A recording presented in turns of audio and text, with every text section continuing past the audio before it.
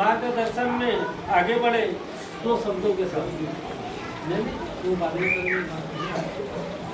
बाद में कर लेंगे उद्बोधन बना लिए ना। बहुत बहुत शुक्रिया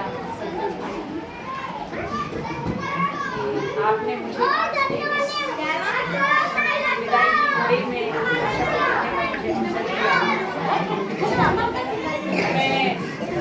सबसे पहले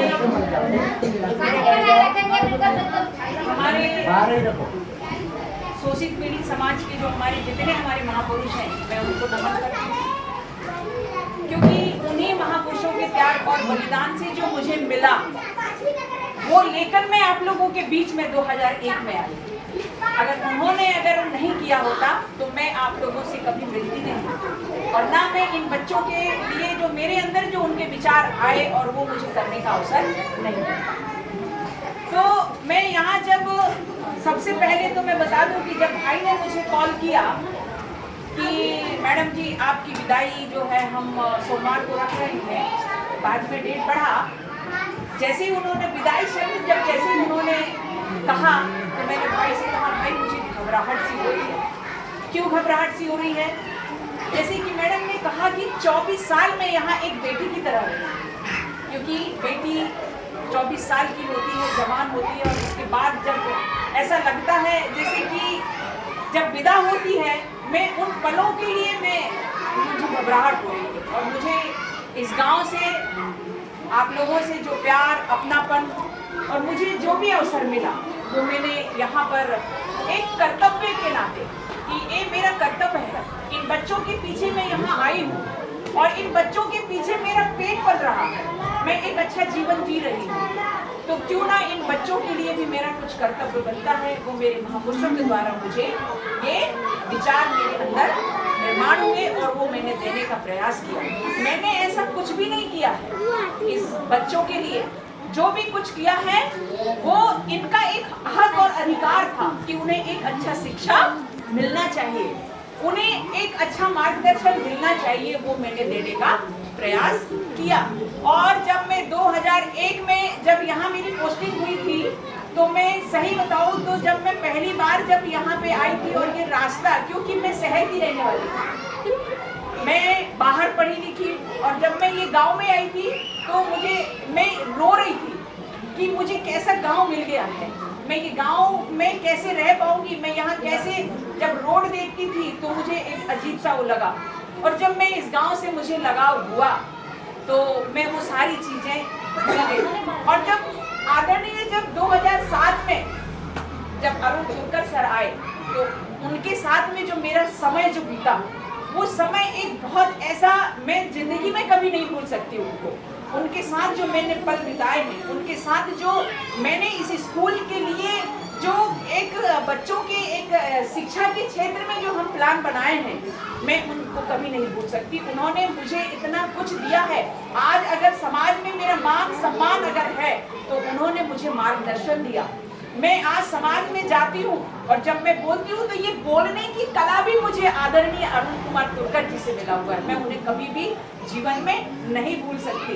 ये मेरे लिए बहुत ही इसी स्कूल से मेरा जो जीवन का सफर चला है, समाज में शिक्षा के क्षेत्र में मेरी कर्म भूमि जो कहना चाहिए, ये मैंने माता पिता ने जन्म दिया, मैंने पढ़ाई बाहर जरूर किया है, लेकिन जीवन की सही जीने की जो तरीका है मैंने इसी गांव से सीखा। और वो आदरणीय अरुण कुमार तुरकर जी जब आए तो मेरे जीने का और एक बहुत बड़ा एक लक्ष्य मुझे मिला। तो मैं इस गांव से मैंने बहुत कुछ पाया है और मैं ये इसको तो मैं कभी भूल ही नहीं सकती। और मैं अंत में ये कहना चाहूँगी कि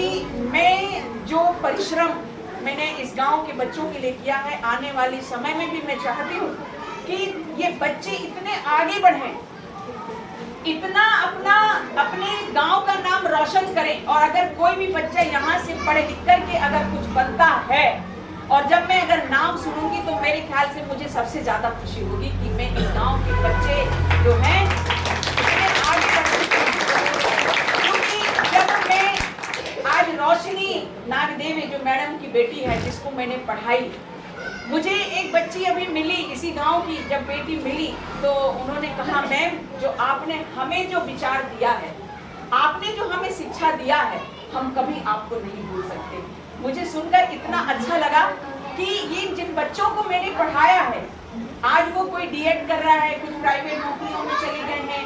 और कुछ अभी पढ़ाई बहुत अच्छे से कर रहे हैं। उन्होंने कहा कि आप जो है हमने जो आपसे सीखा है, आपने जो हमको बताया है,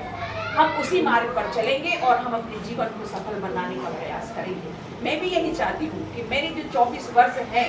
इस 24 वर्षों के दौरान जो मैंने बच्चों को दिया है, वो बच्चे इस गांव के बहुत अच्छा निकलें, बहुत अच्छा पढ़ाई करें और अपने जीवन में कुछ बन के दिखाएं। मैं इसी आशा और कामना के साथ मैं जब आई, आदरणीय मेरी बड़ी बहन नागदेवी मैडम जिन्होंने हमेशा बड़ी बहन की तरह मुझे जो है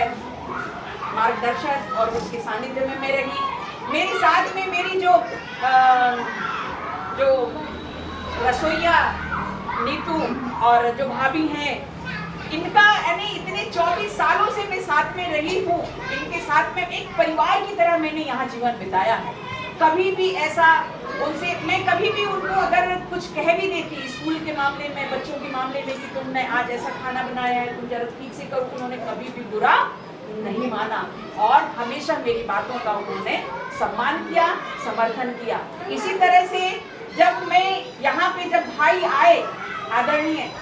निर्दोष चौधरी मेरे छोटे भाई, हम 3 साल उनके साथ में 4 साल साथ में रहे, कभी भी ऐसा महसूस नहीं हुआ कि हम एक शिक्षक हैं। हमें ऐसा लगा जैसे इस स्कूल में हम भाई और बहन हैं, हम भाई बहन की तरह यहाँ पे रहे। और आज भी जब हम बात करते हैं, आज भी हमारे बीच में बात होती है तो ऐसा लगता है जैसे मैं अपने छोटे भाई से बात कर रही हूँ। जब मैं आदरणीय मैडम जी से बात करती हूँ तो ऐसा लगता है जैसे मैं अपनी बड़ी बहन से। यहाँ इस स्कूल को 6 साल तक मेरे रहने के बाद जो आदरणीय हमारी जो ललिता कटले हैं मैडम, मेरी छोटी बहन की तरह, उन्होंने हमेशा स्कूल के हर सुख और दुख में उन्होंने साथ दिया। इतने बड़ी दुख की घड़ी में भी उन्होंने साथ नहीं छोड़ा। मैं भी कभी नहीं भूल सकती। एक छोटी बहन की तरह उन्होंने हमेशा मेरे साथ में रिश्ता निभाया और हमेशा आज भी हम जब बात करते हैं तो ऐसा लगता है कि जैसे मैंने बेकार नहीं छोड़ा, ऐसा लगता है। लेकिन देखिए ये तो कुछ होते हैं, एक व्यवस्था, राजनीतिक व्यवस्था कहिए या जैसा भी, उनको शायद बहुत लगा होगा। मेरा ट्रांसफर जब हुआ तो मुझे भी बहुत सी, मैं कम से कम नहीं तो 1 सप्ताह तक मैं खाली नहीं थी कि मुझे दर मुझे रात में कॉल आते थे कि ऐसा क्या हो गया जो आपका ट्रांसफर हो गया। मेरी छोटी बहन मेरे साथ में आई हुई है, मेरी राखी बहन, ये मुझे कॉल करी, बोली दीदी ऐसा कैसा हो गया। जब मुझे ऐसी कॉल, मैंने बोली क्या बताऊं मैं कि मुझे कैसा क्या हुआ है यहाँ पर। लेकिन ट्रांसफर होना एक अलग बात होती है, लेकिन जिस तरह से मेरा ट्रांसफर हुआ वो गलत तरीके से हुआ। मुझे जाना दुख नहीं है क्योंकि मुझे वहाँ भी बच्चों को पढ़ाना है और सबसे यहाँ से जाने का दुख, लेकिन मुझे वहाँ जो खुशियाँ मिली हैं, मैं ये बता दूं कि वहाँ जाने के बाद भी जो है मुझे एक अपनापन, जाते ही साथ में मुझे 3-4 महीने हुए हैं, लेकिन मुझे जो आप लोगों की तरह भी वहाँ अपनापन मिल रहा है, ये मुझे बड़ी खुशी की बात है। वहाँ के बच्चे, मैं बता दूं जब मैं कल आ रही थी उनको बता कर कि बेटा मैं तो अपने पुराने स्कूल में जा रही हूँ। मैडम आप पुराने अपने स्कूल में वापस जा रहे हो, आप नहीं आओगे क्या? तो मैंने कहा नहीं बेटा मैं वापस आऊंगी। यानी वो एकदम से खड़े हो गए और मुझसे ये कहने लगे कि आप वापस नहीं आएंगे क्या, मतलब आप इस स्कूल में जा रही है तो हमारे बीच नहीं आने वाली है क्या? मैंने कहा नहीं मैं आऊंगी, लेकिन मैं उन बच्चों से मिलने जा रही हूँ जो आप ही की तरह हैं। तो ये जो मुझे अपनापन आप लोगों से मिला, इन बच्चों से प्यार मिला और वहाँ भी मुझे प्यार मिल रहा है। ट्रांसफर हुआ ये दुख की बात है, ये हुआ जैसे भी हुआ, लेकिन दुख इस बात की है कि आज भाई अकेले सफर करेंगे यहाँ पर और शिक्षक ना होने की वजह से जो बच्चों की शिक्षा में जो प्रभाव पड़ेगा वो हमारे लिए दुख की बात है। ये जल्दी से जल्दी हम चाहते हैं कि हमारे जो मेरे छोटे भाई जो इस जो लगातार आज मेरे ख्याल से ये तीसरा उनको अवसर जो है अध्यक्ष बनने का मिला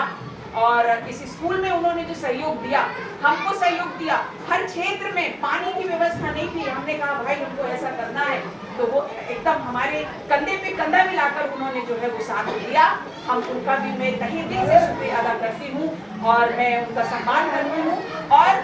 वो उनके जब तक, क्योंकि वो इस गांव के हैं, ये ना सोचें कि हमारे बच्चे यहाँ पर नहीं पढ़ेंगे तो मेरी अब जवाबदारी खत्म हो गई है, ऐसा ना सोचते हुए इन आने वाली जो हमारी ये जो पीढ़ियां हैं, ये जो बच्चे हैं, उनके लिए वो हमेशा तत्पर खड़े रहेंगे, मैं ऐसा आशा और उम्मीद करती हूँ। और इस स्कूल की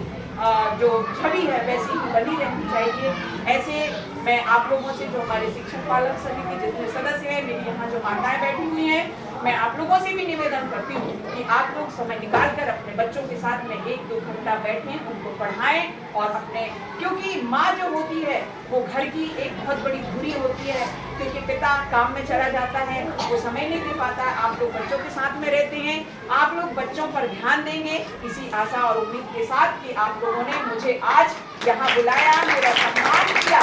आदरणीय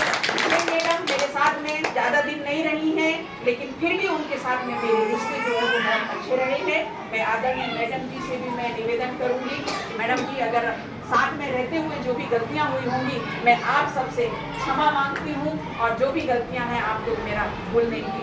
कृपा करेंगे। बस इतना ही आज के इस मौके पर। धन्यवाद मैडम जी।